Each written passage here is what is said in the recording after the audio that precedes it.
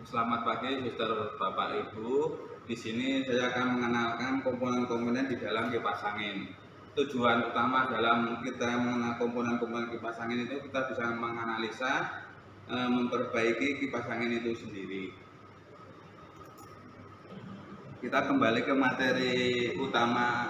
Komponen utama dalam kipas angin adalah baling-baling, kap, terus ada dinamo, terus ada kapasitor. Untuk lebih detailnya, kita akan membongkar dinamo kipas angin ini. Pertama, stator. Ini stator adalah bagian yang diam, berfungsi jika dia mendapatkan tegangan. Maka di sekitar lubang ini akan menghasilkan induksi medan magnet. Yang kedua adalah rotor. Rotor adalah bagian yang bergerak dan berputar. Posisi ada di dalam stator.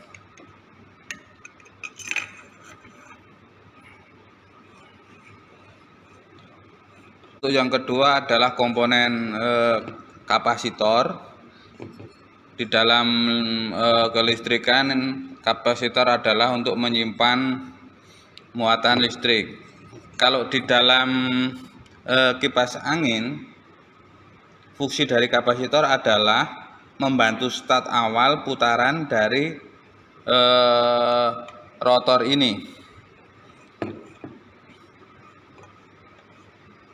dan dia akan membantu membuat rotor ini bisa berputar dari bantuan kapasitor.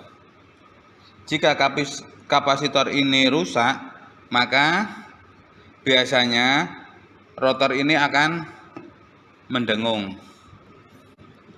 Untuk bagian yang ketiga adalah fuse atau sekring yang ada di dalam lilitan magnet ini. Bisa contohkan untuk sekring atau fuse untuk kipas angin seperti yang terlihat di dalam gambar ini. Jika arus melebihi dari 2 ampere dan tegangannya melebihi dari 250 volt dan suhunya sudah mencapai 1300 derajat Celcius, maka secara otomatis fuse sekring ini akan putus. Dia akan melindungi gulungan supaya tidak terbakar. Dan perlu diperhatikan, jika busing ini aus, akan menimbulkan rotor ini berputar dan mengganggu dinding-dinding stator ini. Jika ini terjadi, akan menimbulkan panas, dan lagi-lagi yang mengamankan gulungan ini adalah sekring.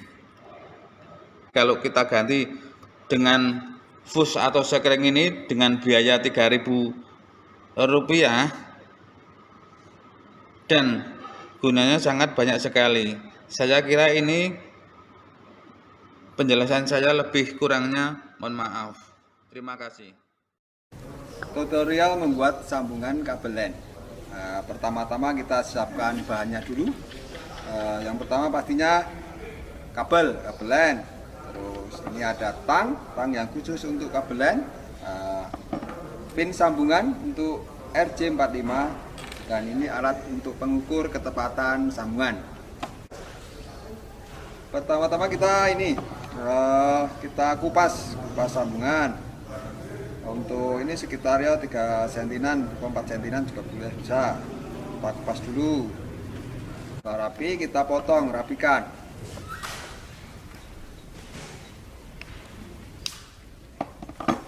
Setelah itu kita pasang pinnya.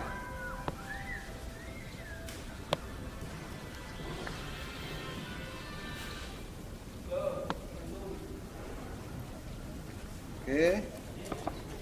Baru kita kencangkan dengan ujungnya. Ya, ini. Ya, kita tekan. Iya, oke. Kalau sudah bunyi klik, nah pasti sudah kencang. Terus kita yang satunya lagi dengan ujung yang satunya sama tadi, kita pasang yang satunya.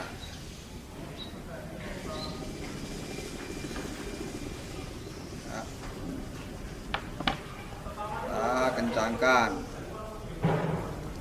repeat namanya.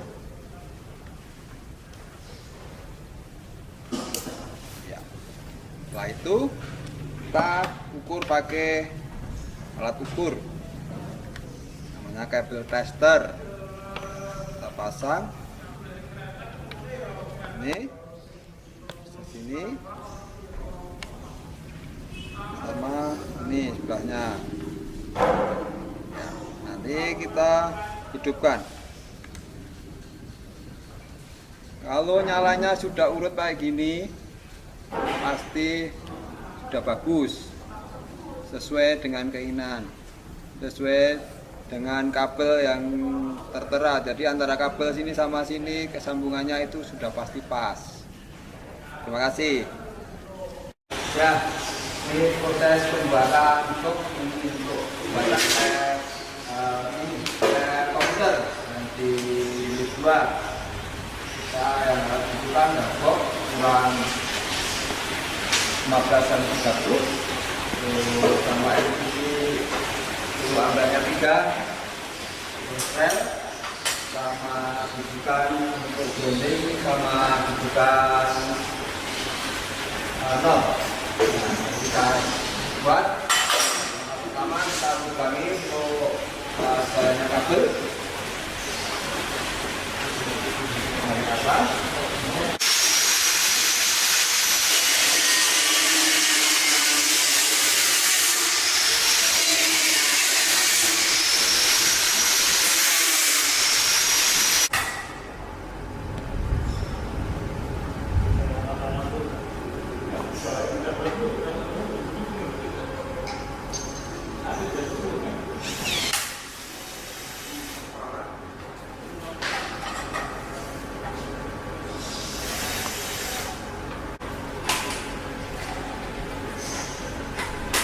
Kita pasang MCB.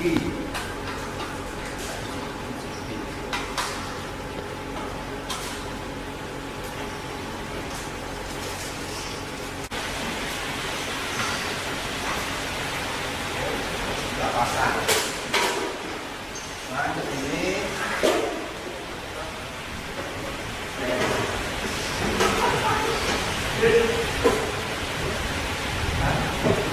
Nah, ini kita taruh lagi.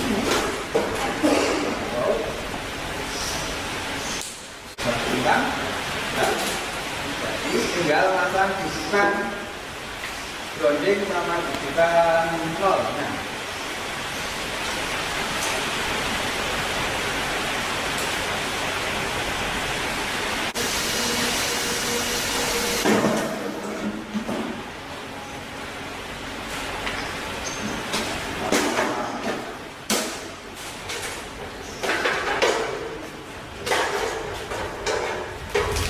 pasang groundingnya, pasang grounding.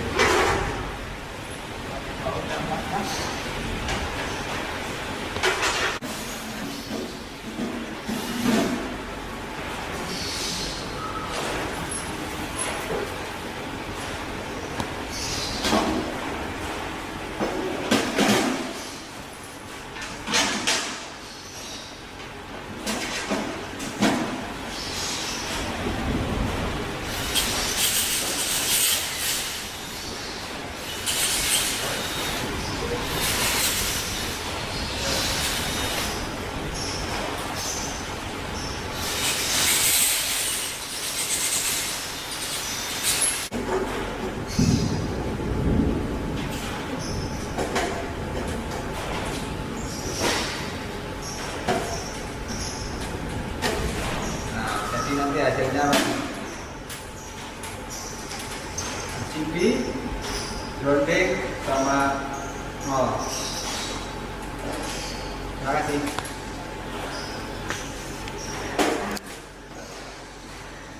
Ya, ini proses pembuatan untuk pembuatan komputer yang dibuat. Saya yang harus dibutuhkan box kurang 15-30, terus sama LCD itu anggarnya 3, sel sama rujukan untuk bonding sama rujukan nol. Nah, kita buat pertama kita lubangi untuk jalannya kabel dari atas.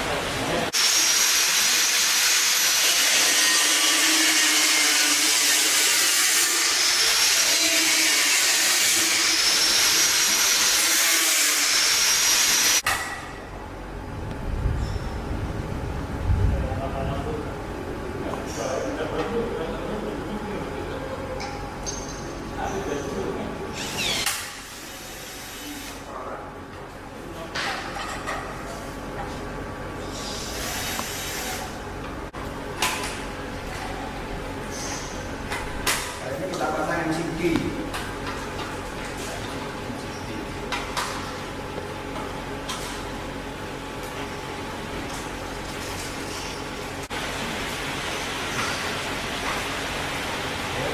Kita pasang. Nah, ke sini.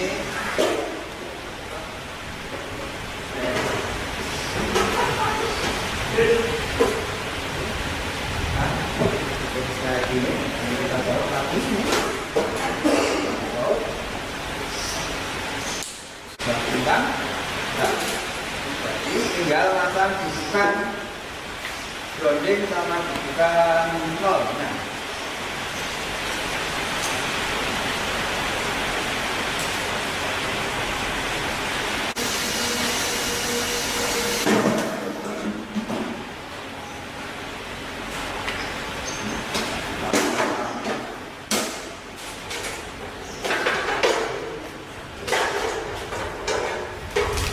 Pasang groundingnya, pasang grounding.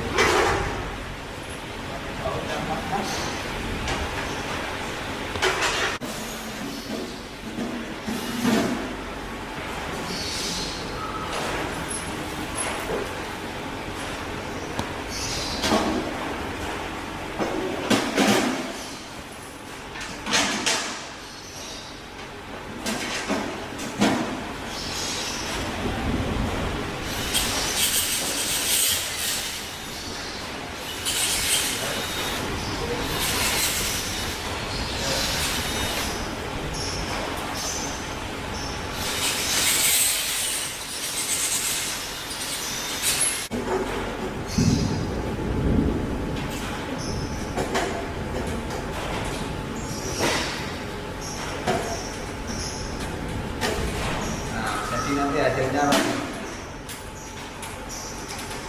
CB, grounding sama nol. Terima kasih.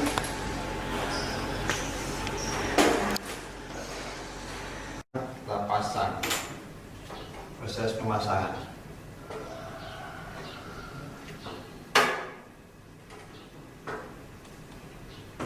Kita tandain dulu.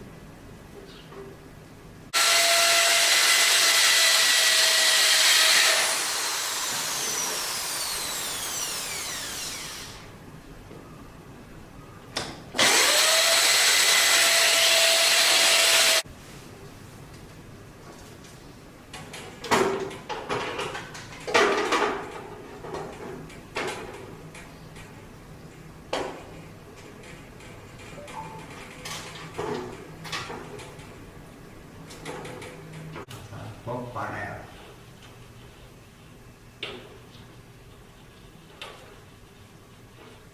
Tinggal kita mengisi. Kita akan membuat tester wireless. Untuk bahan-bahannya kita menggunakan baterai alkalin 9 volt, 2 transistor, 1 LED, dan email tembaga.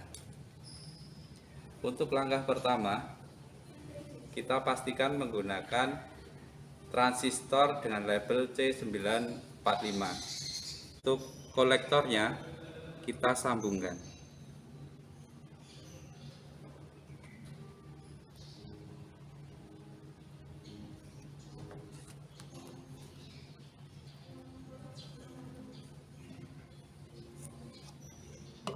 Kita gunakan LED, dan kebanyakan untuk LED bagian yang kaki yang lebih panjang ini adalah positif, maka kita akan sambungkan ke emitter dari transistor kedua tadi.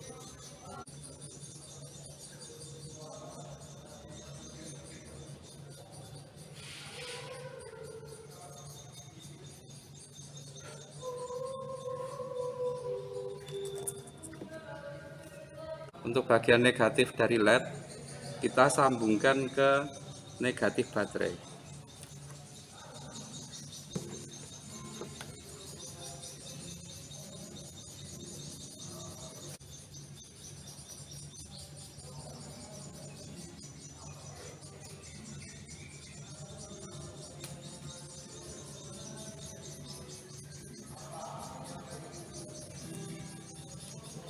Untuk positif dari baterai, kita sambungkan ke kolektor.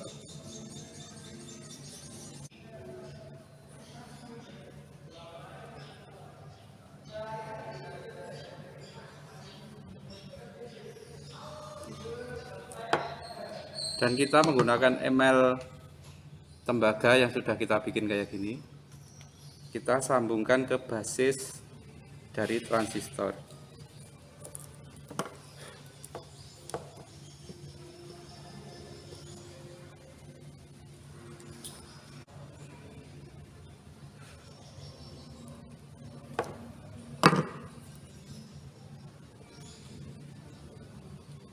Dan alat bisa kita coba kita gunakan untuk ngetes arus dari solder ini.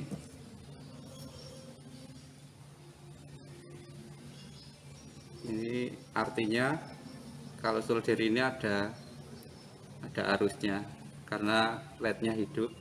Coba kalau kita matiin,